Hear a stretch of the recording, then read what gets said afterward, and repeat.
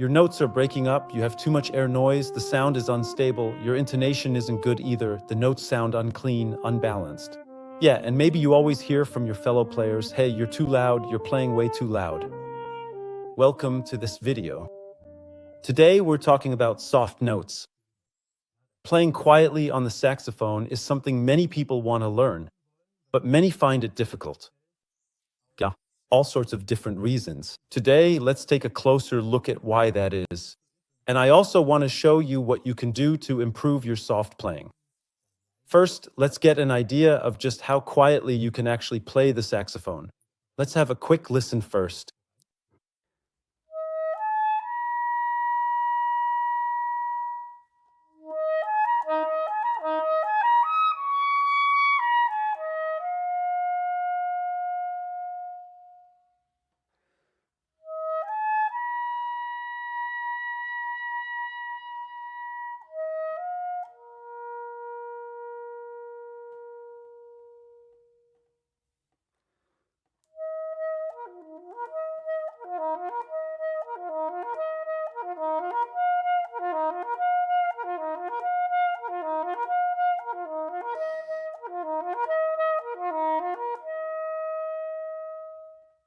I want to give you 5 tips to help you improve your soft playing.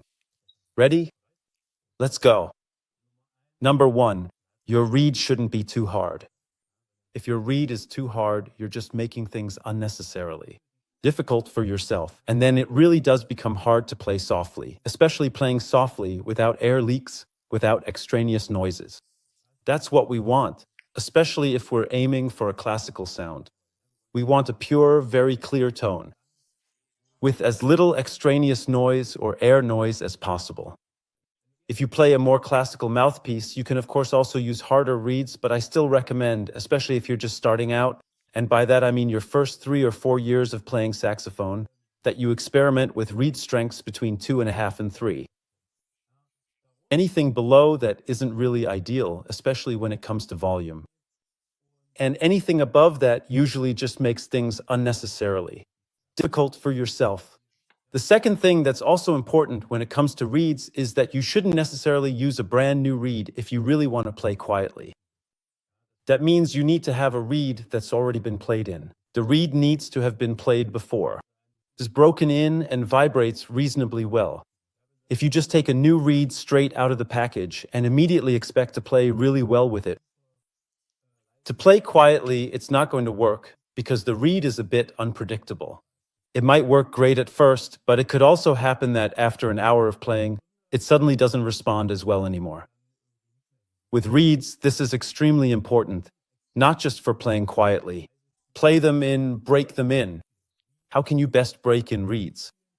Pick out 2 or 3 reeds, open them, play them one after the other, play them every day or whenever you practice, every 2 or 3 days, play each for 5 minutes, and then put them away again. Then you put them in the reed case. Something like this, so you can lay them nicely on something where they rest flat on glass or something similar. And then you can close it up. Of course, it might be that you keep your reeds in water or in alcohol, which is even better. Then, of course, you have them in there. For me, I did that at the end of the year, at the end of last year. Tried a lot of things. Tried water too, together with my students, and I ended up going back to this system, at least for now, because for me, the reeds just have a different punch, a different character here. They respond really well when I soak them, when I always keep them in water, but on the other hand, in my opinion, they also get a little bit dull in sound. And besides, you also have to manage and be able to always have a little glass of water, a shot glass, with you all the time. And yeah, it works for me. It's pretty good. The third thing is very crucial. Focus on a continuous airstream, even with less air.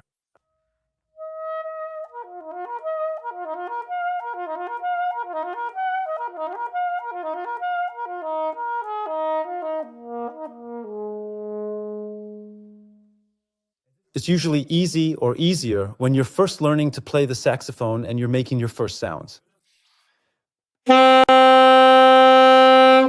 With a lot of air, and then we immediately have the stability. When playing softly, it's basically no different, just with less air. Yeah, so we really have to focus on the airstream, on that fine stream of air. I'd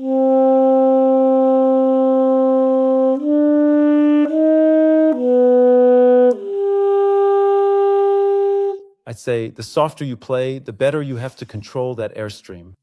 If I really play loudly, put a lot of air in here, then it just kind of works.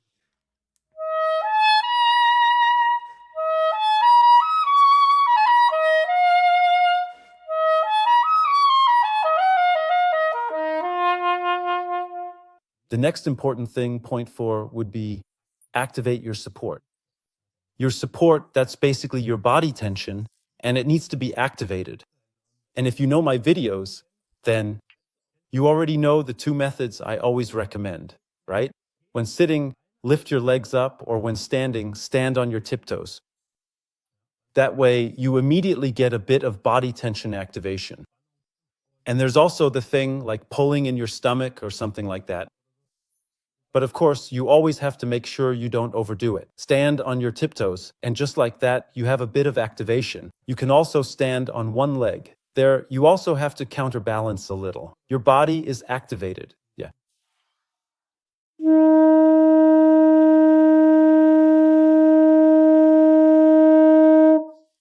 You've got that tension. So the important thing is just that you play with a certain body tension. And again here, the quieter you get if you really play very softly.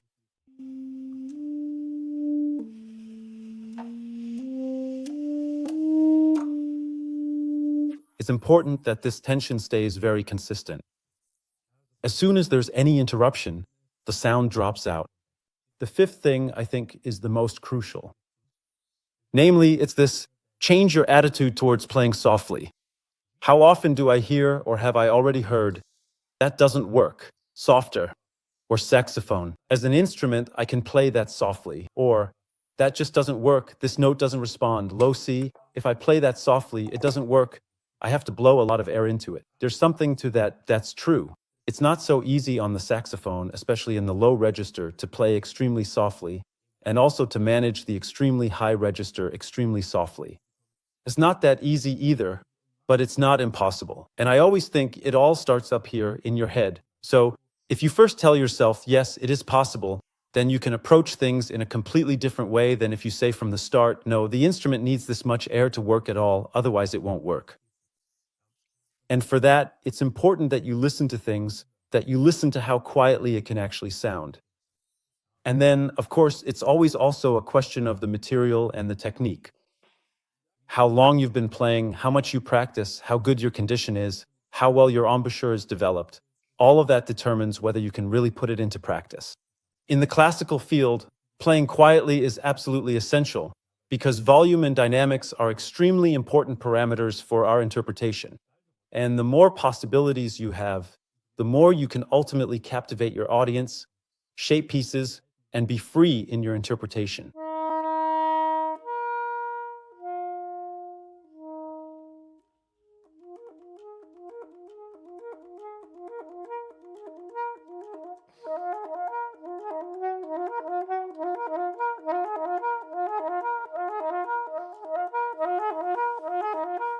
So now we've covered these 5 things that you basically need for playing quietly and listed them.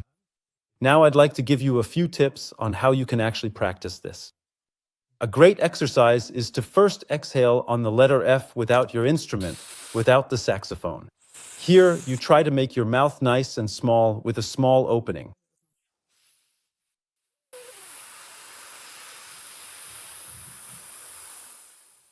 You blow a very straight stream of air. You can also place your hand on your stomach and observe how your abdominal breathing works, meaning how your abdominal wall moves down a bit.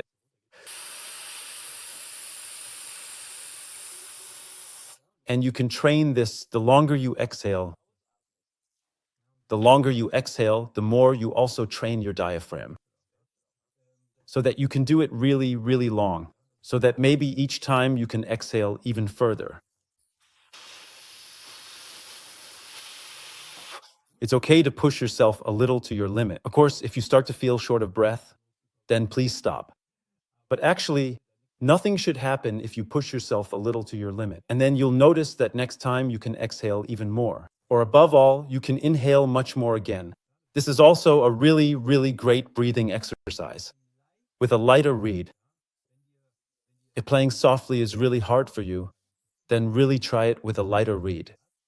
With maybe, let me put it this way, a more cautious approach. So don't press right away. And don't play explosively, but let the notes swell and fade with a lighter reed. So it's a further development of this long tone exercise that gets so much praise.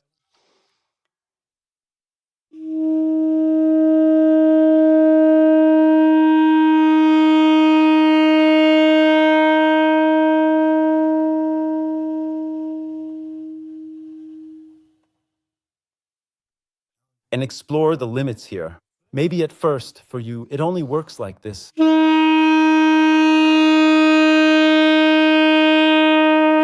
And then the sound is just gone for now. Sneak up on it slowly. Maybe you don't have to start from absolute silence right away. Then just start a bit louder. And for many people, it's like this. The sound gets very loud very quickly. Really try to do it gradually. Over a longer period of time, let the sound swell and then fade again. And really listen to yourself. How does the tone sound? Is it round? Is it warm? How is my airflow here? You can also try making your embouchure a bit tighter. A bit like a kissing mouth. That's a bit more in the style of the French saxophone school. I play like that more often, not always, but I also go in that direction. Especially when I want to have really good control. Let it be a bit like this here. If you make it tighter, you'll also notice that the opening here naturally gets smaller. The last thing, play together with others. If you have the chance, try to hold out notes together with others. Play scales together, first the same note up and down, slowly, always focusing on the sound, slow tempo, legato. Then try it in thirds, so basically the third note. For example, if you're playing C major, then one person starts on C. The next starts on E. If there are three of you playing, play chords. The first starts on C, the second starts on E, and the third takes the fifth, so on G. And then you play the scale in chords, long notes, and also balance these notes a bit in terms of volume. Sometimes play the third a bit louder, sometimes the root note the loudest, sometimes the fifth louder, and play around with that. So I can really only recommend doing this together with others. Also, these dynamics. Practice the differences. So that's it for today on the topic of playing softly. I've recorded a video called How to Make Your Audience Melt. That technique is also included there, along with other ideas like vibrato playing, agogics, and things like that. Feel free to check it out if you're interested. I've also recorded 2 online courses, which I'll link as well. You'll find them below the description. Take a look if you like. One of them is about practicing saxophone with a metronome, and the other, which was just recently released, is about sight reading. How can you get better and faster at sight reading? I'm looking for 20 ambitious saxophonists who are interested in exchanging ideas on a platform. If you're interested in joining my group on this platform, which is called School, just get in touch with me. Send me an email at saxophonedimi@gmail.com and write a few things about yourself. How long you've been playing, whether you've participated in other groups before, and what you'd like to learn. In this group, I simply want to encourage exchange among people who are enthusiastic about the saxophone. But unlike what usually happens in Facebook groups with lots of distractions, self-promotion, tons of ads, and other things that aren't so great. Instead, it'll really start out in a small group with a maximum of 20 people. Whether it grows beyond that, we'll see. But if you'd like to join a group like this and benefit from this kind of exchange with people who simply want to get better at the saxophone, just get in touch with me and you can join the group. This group costs €5 per month and you can cancel monthly. If you enjoyed the video, I'd appreciate a thumbs up. Feel free to subscribe to my channel if you haven't already. And I wish you a wonderful week. See you in the next video. See you soon. Ciao.